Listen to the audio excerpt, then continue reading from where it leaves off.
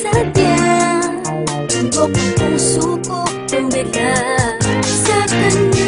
Huwag mo akong masyadong higpitan ma. Mga pangarap niyo sa akin ni Papa, hindi makabalewala. Asahan niyo pangako ko, dahil alam ko naman pag ako'y nasaktan, nandyan lang kayo. Pero hindi ako magpapadala kung may mali na akong nakikita. Subukan namin, haharap ko siya sa inyo. At iba, pagkilala paganda ng tadhana ng mismo. Kung makakapagsabi sa buong mundo, kinikilig ako sa'yo. Ano ba yan? Ayos ka naman.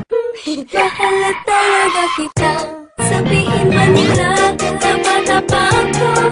Patapa ako, hindi ba lang pwedeng kumipit sa'yo? Dahil may gatas pa sa lapis, sa mga lapis ko. Pero lapis ko, iniipit ka. Wala naman sigurong masama. Kung pagkinilan, alam ko na mahal kita. Balang karong magiging pwede rin ako sa'yo.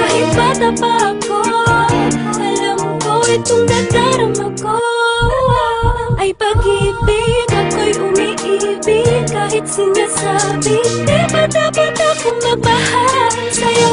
Pero ako'y walang pakialam sa mga sinasabi nila sa'kin. Dahil sa tuwing nakikita ka ay mayroong kakaiba na hindi ko pa nararamdaman. Daw ako at wala pang karapatang magmahal. Kaunang natupagin, ikaw ang tanging inspirasyon ko. Hindi nila alam, kaya ako'y hinihipitan nila akong makipagkita sa'yo. Pero alam ko malang araw ay magiging tayo. Huwag mo na mag-boyfriend ha. Sabihin man nila, tapa-tapa ako. Patapa ako, hindi ba lang pwedeng kumipit sa'yo?